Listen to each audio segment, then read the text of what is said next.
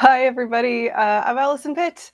Welcome to whatever it is we're calling this. We can keep calling it Daily Star Trek Views. That's fine.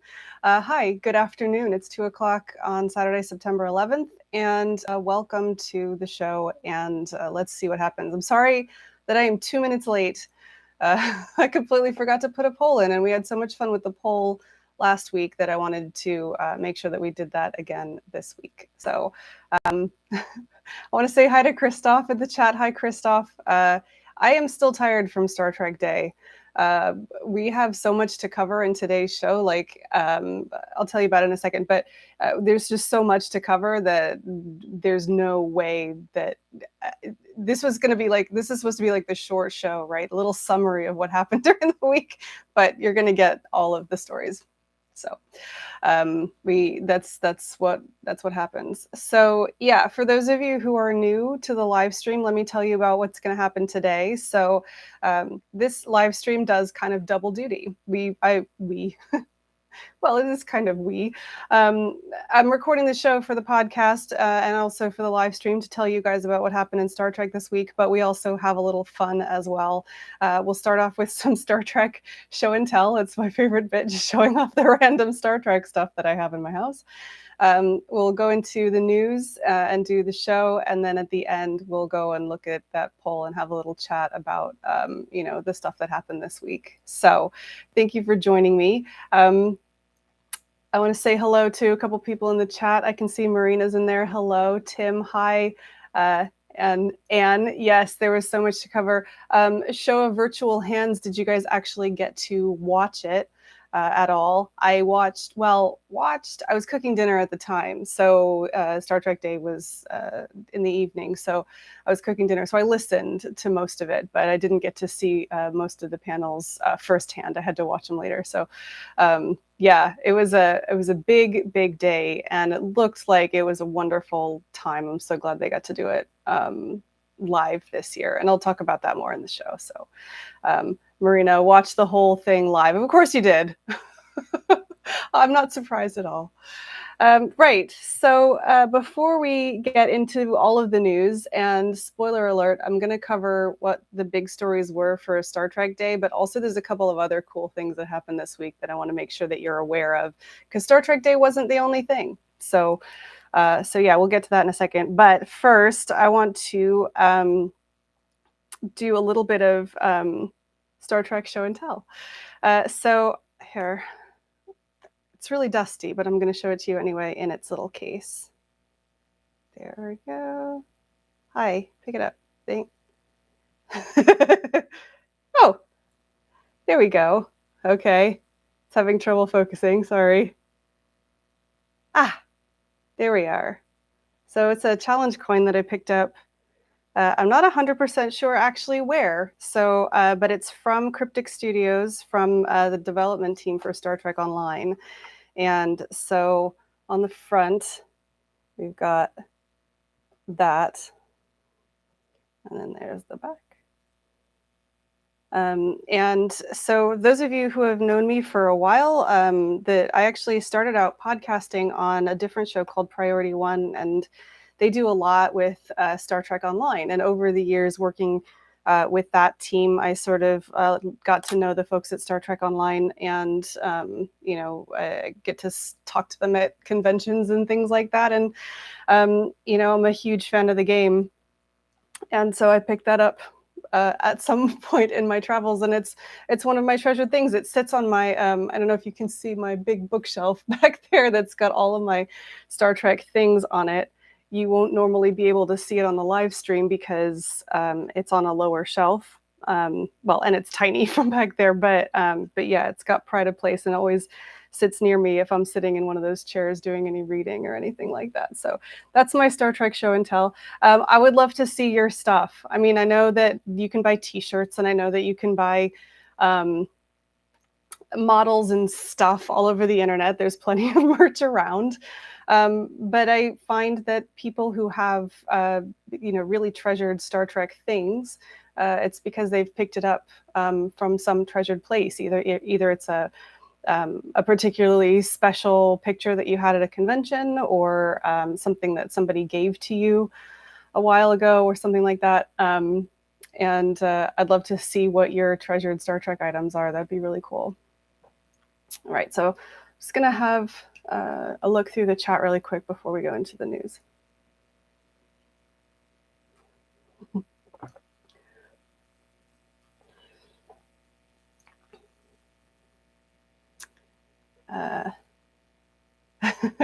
Tim says he didn't understand the 4 poll options, so picked the first one. So yeah, I was a little bit obtuse. So background, this poll is actually the same poll that I ran on Twitter a few days ago. I'm kind of curious to see whether the results of the poll today are going to be the same, different, or what, how they compare to the poll that I ran on Twitter.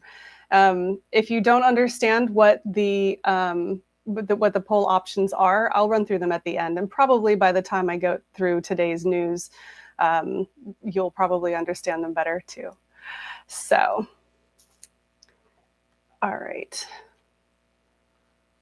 Let's go ahead and get started with the main part of the show. Okay. Well, welcome to This Week in Daily Star Trek News. Today is Saturday, September 11th, 2021. Coming up on the show today, I've got all of the big announcements from Star Trek Day 2021, including the first full trailer for Prodigy, new characters in Strange New Worlds, Discovery's Season 4 premiere date, and a new Picard Season 2 trailer and release date. I'm also bringing you news of a new Reading Rainbow documentary, where you can download the series Bibles from classic Star Trek. And there's a new initiative from the Roddenberry Foundation that's looking forward to the next 100 years in Star Trek and Star Trek fandom. My name is Alison Pitt, and today's show is sponsored by BetterHelp. Get 10% off your first month of counseling at betterhelp.com/DSTN. Let's get started. Right, so this week was Star Trek Day, and it did overshadow a little bit of what was happening this week, but it's a really big deal. So Star Trek Day is the new marketing version of the anniversary of Star Trek first appearing on our screen. So September 8th, 1966 was the premiere of The Man Trap. And so 55 years later, here we are. The last couple of years, Paramount Plus, Viacom, CBS have put on a Star Trek Day event. They also mirror it in the spring with First Contact Day. And it's basically a special event celebrating all things Star Trek. And it's also where they typically roll out new announcements, all the information that you need to know about stuff that's upcoming. Now, last year in 2020, can't remember if it was the first year, but I do remember that it was all virtual. And that was a really big deal because we were really in the height of the pandemic at the time. This year, I was really pleased to see that they were able to do it live in person as a sort of a red carpet event and sort of an evening gala. That did make it difficult for some of the fans who live overseas in Europe because it meant that it was running really late at night. But for those of us who lived on the West Coast, it was actually pretty convenient because it was after work. Now, the event took place at the Skirball Cultural Center in LA, and this actually has some significance. So the Skirball Cultural Center is the new home of the Star Trek Exploring New Worlds exhibit, which if you've listened to me for the last several years, you'll know that that was an exhibit that started a few years back at the Museum of Pop Culture in Seattle, Washington. After it closed there, it actually went on tour, and it was in Detroit for a while. And it was just getting ready to come back to Los Angeles when the pandemic hit. And of course, the Skirball Cultural Center was closed along with everything else. And it's been delayed. I believe if it's not open yet, it's opening soon. So if you're in the LA area, you'll be able to go and see that interactive exhibit. But yeah, that's the significance of the Skirball Cultural Center and the venue for the Star Trek Day event. Now, the Star Trek Day event was a big, I think, 3.5 hour long big thing. And you can still watch the whole stream if you go to StarTrek.com/day. They're basically replaying the stream on a loop. You can't, there's no controls over it, so you can't skip forward or back. But if you wanted to watch the entire event, you can do that. And the reason that you might want to do that is actually because the sort of interstitials that they had between the panels were really, really good. So they had some Star Trek stars from years past talking about their series and why they were significant and why they loved them. And then they had Jeff Russo and the Star Trek Orchestra playing all of the either theme tunes or music inspired by the different series. And it was really inspirational. And well, I mean, the whole thing was set out because they want to make you love Star Trek even more than you already do. And I personally think they were really successful in that. But right.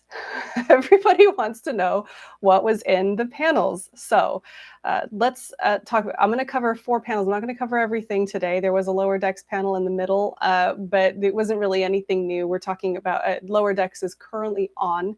They did drop a new mid-season trailer with some fun things to look forward to in the second half of season 2, which is currently airing. So if you want to have a look at that, you can see that on Paramount Plus's YouTube channel. That's where that trailer is.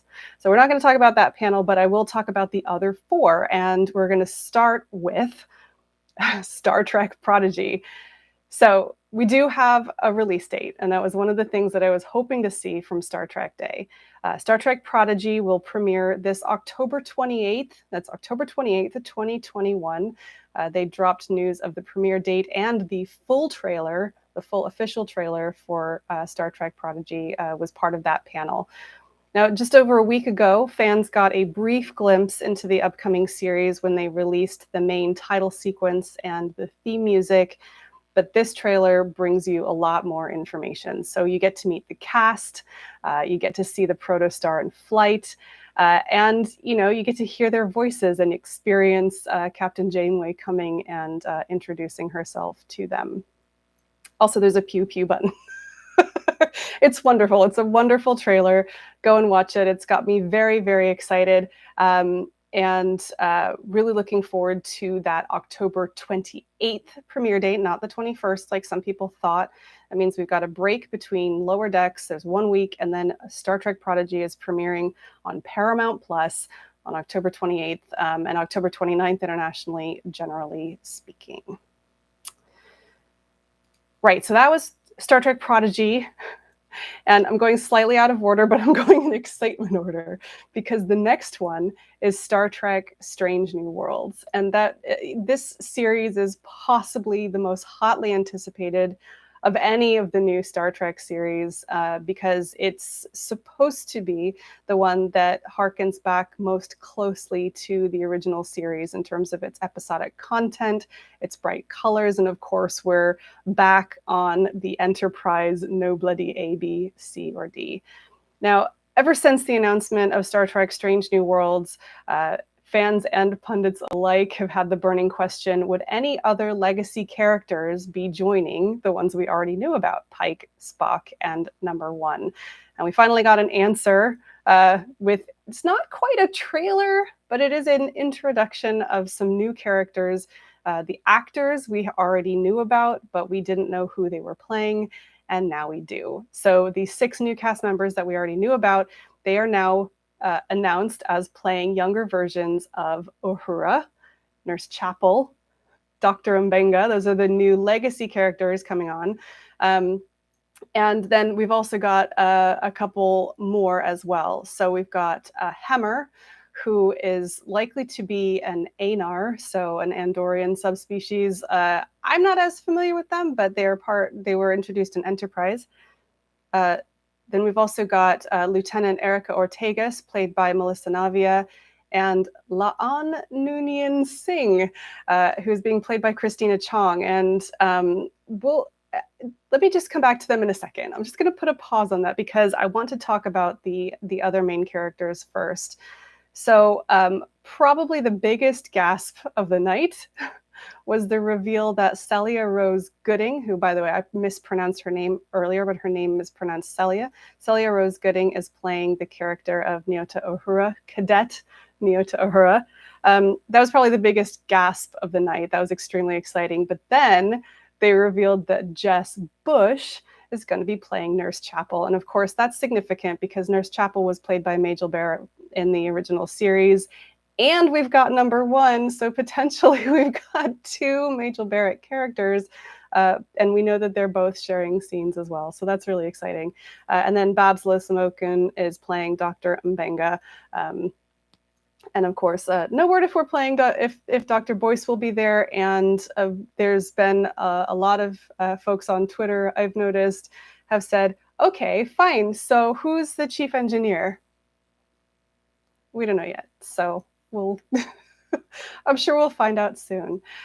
But anyway, let's talk about these new characters. So we've got Hemmer, who's Einar, and canonically speaking, I believe, like I said, I'm not super familiar. Canonically speaking, they are a blind subspecies.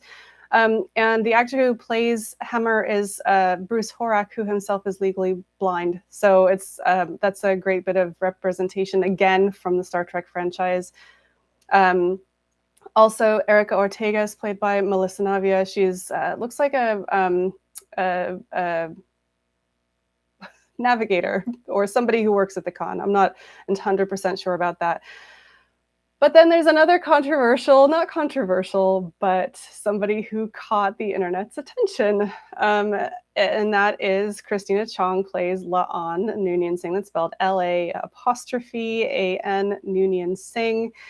Notably, the same last name as Khan Noonien Singh, although I would note, being a pedant that I am, that La'an Noonien Singh's name is hyphenated and Khan Noonien Singh's was not. But that may be that may be neither here or nor there, but it's worth noting. There is an implication that there might be a connection to Khan, but in the announcement and in the panel, nobody said anything about that, so we don't know. Right, so that was the big news from Strange New Worlds. They did not indicate when that's going to happen, but we will come back to dates in a little bit. Based on when everything else is happening, the likelihood is that Strange New Worlds could be coming late spring or summer of 2022. Right, so moving on to Star Trek Discovery. So there's not a huge amount of new information that we didn't already know about Star Trek Discovery Season 4. However, they did announce the release date, the premiere date. And this was a little surprising to me. So the release date for Star Trek Discovery Season 4 is going to be November 18th, 2021, which means that it will run concurrently with Star Trek Prodigy. That actually surprised me. I expected Discovery to come later than Prodigy to avoid the conflict. But, they are two pretty different demographics, so that's fine. Probably don't watch Discovery with your kids. They don't have a great track record of being family friendly. I'm just saying. So yeah, that's the big news out of Star Trek Discovery Season 4. We've also got a new still image of Commander, almost did it, Captain Burnham in the captain's chair. Looks like on the Discovery, but she's also sporting a new uniform, a new red uniform.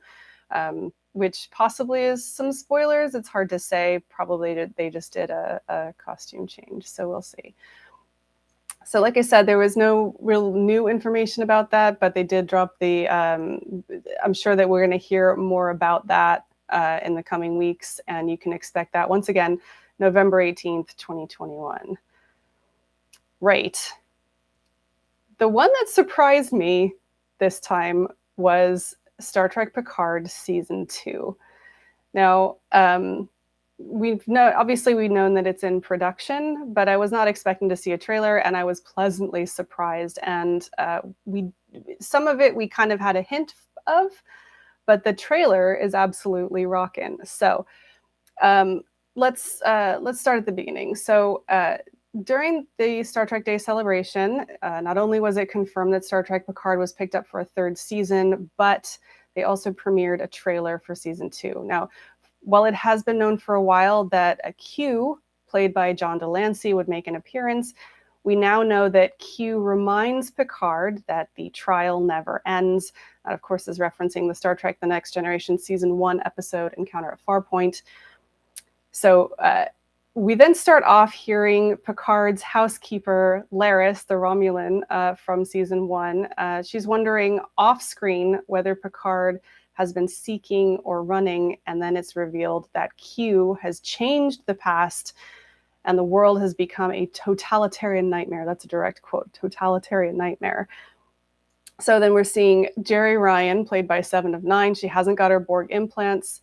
They decide to travel to the past. And I'm not entirely sure how they do that, but it has something to do with the Borg Queen, who we did get to see in the trailer. So it was just announced last week that Annie Wersching would be playing the Borg Queen, and we've actually got to see her in action. And they're coming back to our time now. I mean, they're pulling a Star Trek 4, the one with the whales, right? We knew from some of the key art where they were showing what looked to be modern day Los Angeles. We knew from the key art that was likely to happen, but this is the first time we've really seen it in action. So we've got car chases and cops and some really great bickering between Raffi and Seven of Nine, who we saw at the end of the last season are sort of going to be a couple now. And it's basically Picard saying, we've got to get home. We have to fix things and get home. So I'd highly recommend that you go and watch the trailer. Of course, all of these panels now are available on Paramount Plus's YouTube channel.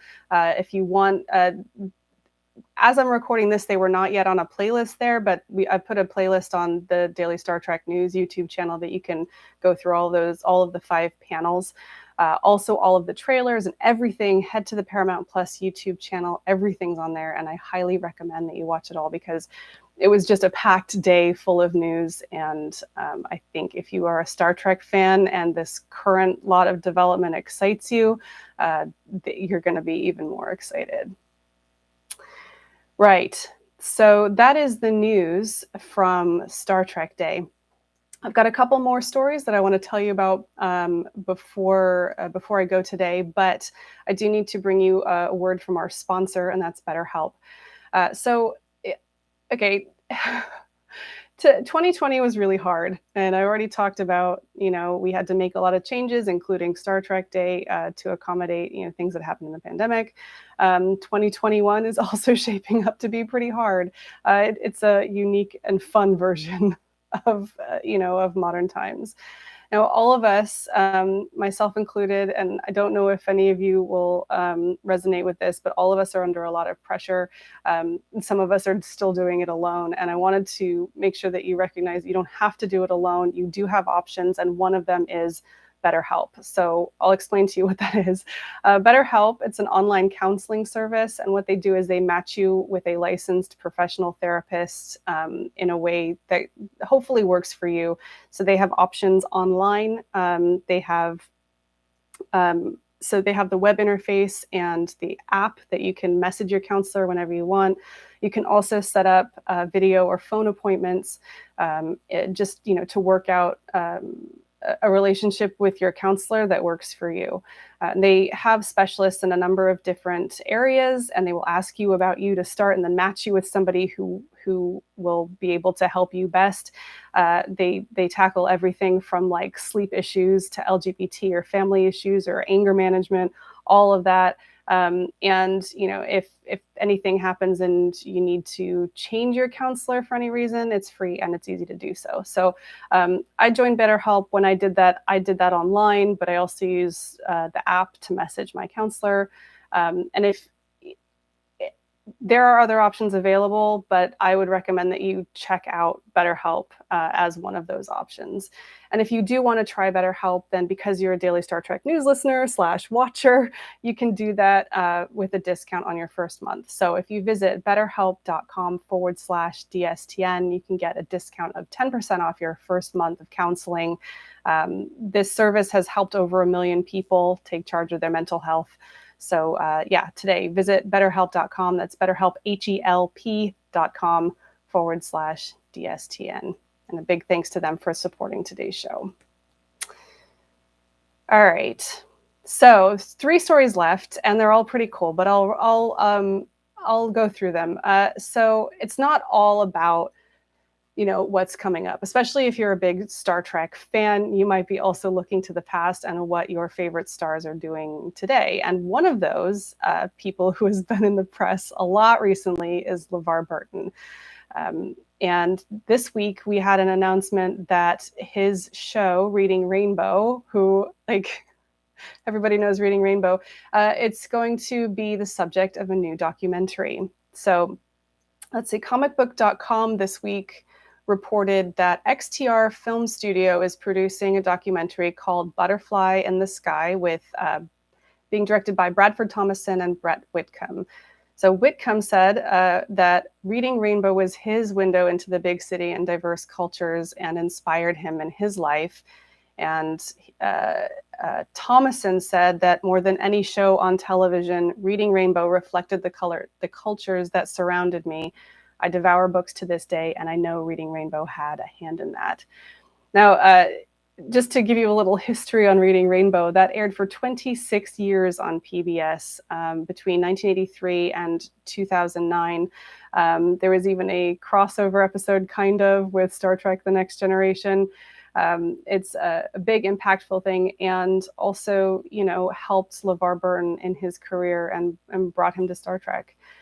You can find out more about that upcoming documentary. Once again, it's called Butterfly in the Sky. They've got the story about that on comicbook.com. Okay, more older Star Trek stuff now, and I'm sure that all of you have heard of the Star Trek Bibles. These are not Bible Bibles.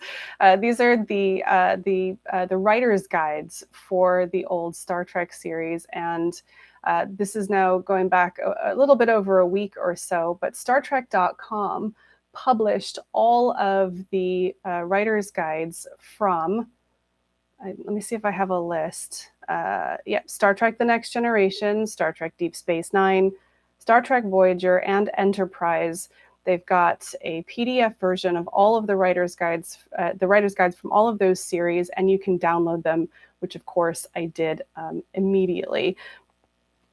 There are some wonderful things in there if you are into Star Trek pedantry and you are interested in finding out, all the guidelines that they gave to the writers who were writing these shows. Definitely go and download them immediately. They're all on StarTrek.com. And then finally today, I just wanted to tell you about a new campaign from the Roddenberry Foundation. And there's a good video on Rod Roddenberry's Twitter feed. You should go and check that out. The Roddenberry Foundation has announced a new campaign to celebrate the legacy of Star Trek creator Gene Roddenberry. According to their announcement, the Boldly Go campaign calls on Star Trek fans and citizens around the world to submit photos and videos describing their hopes for the next 100 years. It's paying homage to Star Trek's message that we can work together to build a better future.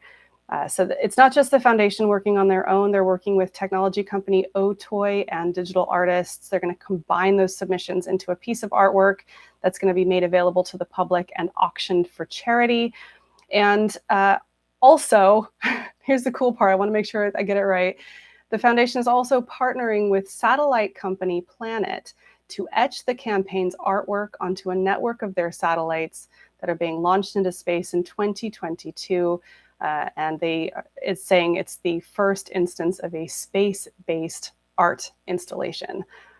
So one of the panels that happened on Star Trek Day was the Legacy of Star Trek panel, and that included Rod Roddenberry. He talked a little bit about the campaign, and it's definitely worth a listen. If you would like to submit, or if you would like to learn more about it, you can do so. Check out the hashtag BoldlyGo100 on social media, and you can also find out more at BoldlyGo100, that's 100.org.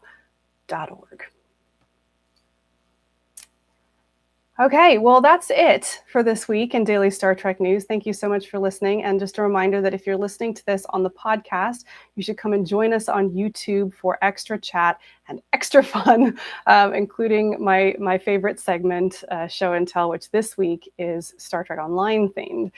Now, remember, you can find all of this week's stories, including both the ones that I've covered on the show and also a whole lot more on dailystartreknews.com. And of course, if you're missing your daily fix, please sign up for the Daily Star Trek newsletter. That's at dailystartreknews.com/contact. You get all the stories every day, so you will never miss anything. Anyway, thanks for listening. This show is produced by me, Alison Pitt, and it's written by Chris Peterson, Marina Kravchuk, Jack Brown, T. Rick Jones, and David Powell. We were sponsored today by BetterHelp. You can get 10% off your first month of counseling at betterhelp.com/DSTN. I'll be back next week with more of the Star Trek news you need to know. I'm Alison Pitt. Live long and prosper.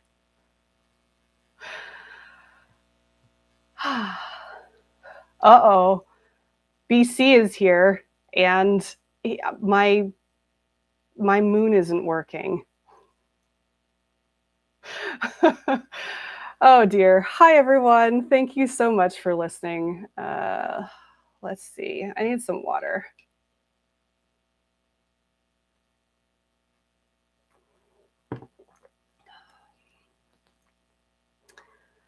I'm just going to scroll up to the top.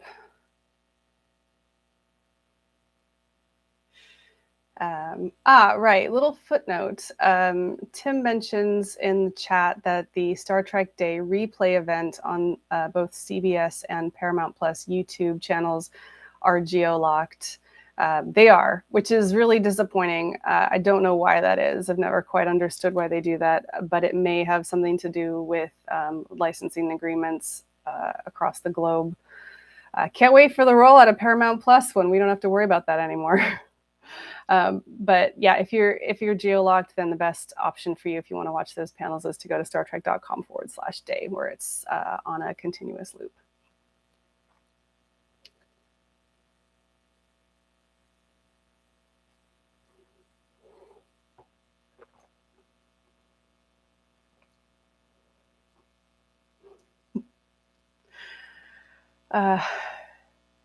Tim also asks what happened to Dr. Boyce. We don't know. I don't know what's going to happen with Strange New Worlds. I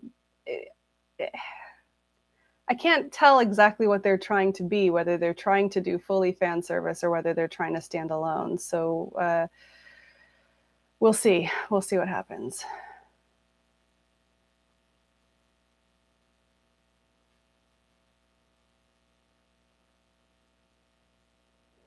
Marina points out that in the trailer for Star Trek Picard Season 2 that you can see a sign in the background talking about sanctuary districts. And yeah, that is a great callback to Deep Space Nine.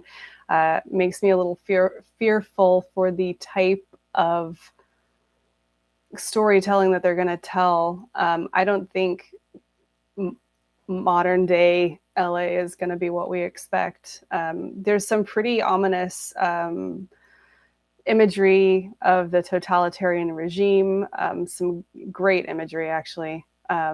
So I think there's a potential that it could be a little heavy-handed on the old messages, morals, and meanings. But you know, I personally think Star Trek is best when it just goes for it. So yeah. Hello to Son of a Red Shirt, who says it's his first time here. Oh, hello. Yeah, I'm sorry, VC. Yes, the moon is off. The batteries are dead. So, I'm sorry.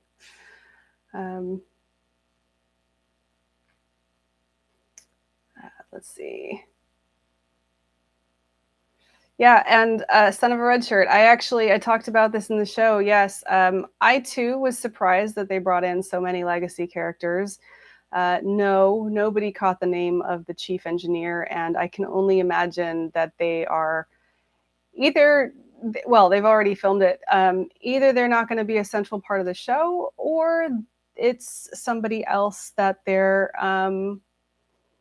holding out on us for a promotional point at some point in the future. Yeah, they I actually think I forgot to mention in the show, which is, awesome. Star Trek Picard is February 2022. So we basically have a calendar that's coming. Lower Decks is on now. Prodigy is October 28th. Discovery is November 18th. That's going to finish. It's usually 13-ish episodes. I can't remember exactly how many are this year. So that'll be done in February. And then Picard is February of 2022, and that's a 10-episode series. And then we've got April-ish for Strange New Worlds. I'm curious to see how they're going to do the timing, because, of course, they've set themselves up with these two big the sort of semi-annual events with the First Contact Day and then Star Trek Day in the fall. And I'd be surprised if it goes if it premieres before Star Trek Day, because then what do you do in Star Trek Day? It makes a lot more sense to do Star Trek Day as the big promotional push and then have Strange New Worlds premiere later. But we'll see. I don't work for Viacom CBS, so I don't know. We'll see.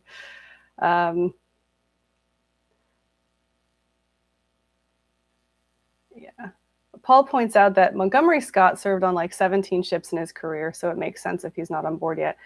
I don't really have an opinion on this. In a lot of ways, actually, I hope that they don't bring another legacy character on, because I would like to see them explore some strange new worlds with some strange new people.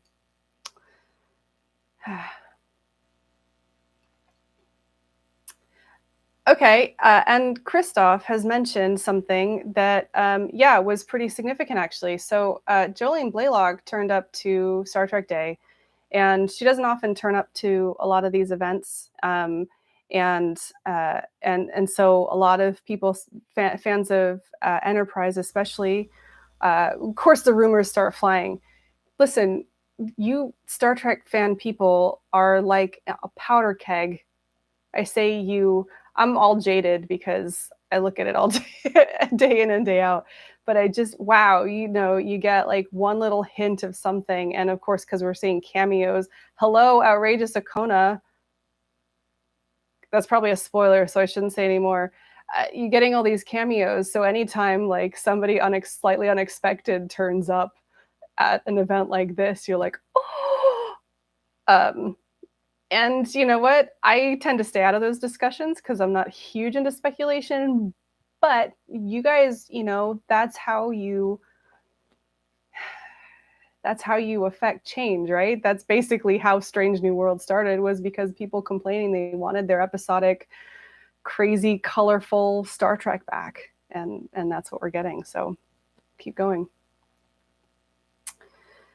Okay, so let's have a look at the poll. The poll today was, what was your favorite moment from Star Trek Day?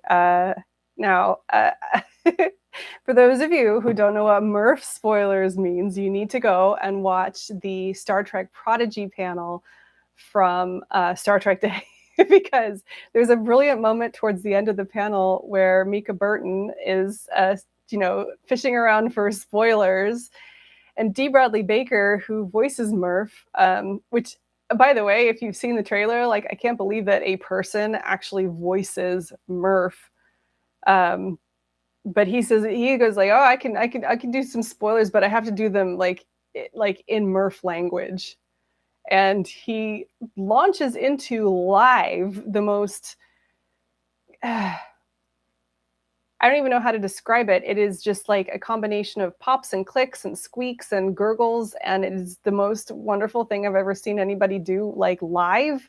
You got to go see it. It's very cool. So that's what Murph spoilers was all about. Uhura, of course, everybody knows. The car chase in Picard season 2 trailer was so much fun with Seven and Raffi, like going back and forth. It was hilarious.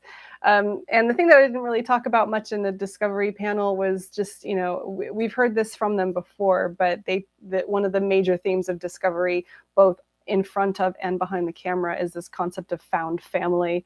And they talked at length about especially the relationships between Wilson Cruz, Anthony Rapp, Blue Del Barrio and Ian Alexander, and how their family unit, both as the characters and as actors, has evolved, and that was very sweet.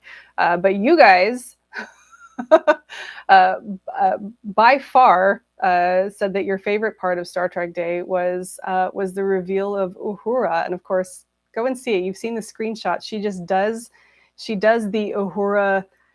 I can't do it. The chin thing where she looks at her console. She does it so perfectly. It's wonderful. I am going to real quick look at what the poll results were from when I did this on Twitter earlier this week. So I did the same questions. It was the same question, the same answers, and it was a little bit. It was similar. Uhura was still the top result with 44%, but surprisingly, Found Family was actually the second choice in that poll, with 32%. So I don't know. You can read into that if you want to, but yeah. So those are the results from Star Trek Day. All right, guys.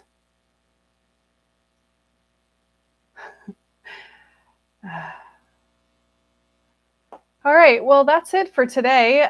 Thank you so much, everybody, for joining me. Once again, this will be available on YouTube, indefinitely forever. It's also going to be available on a podcast as soon as I can get around to doing that. It'll be sometime this afternoon, so you can listen to that later if you want to. And yeah, I think this is a time that seems to work for people. So we'll do this again probably next week. Don't forget, I would love to see pictures of your Star Trek show and tell. Either send them to me via email or message me or hashtag something on Twitter. That would be great. All right. Well, thank you again for joining me. I hope you guys have a wonderful rest of your weekend, and we'll see you next week. Live long and prosper.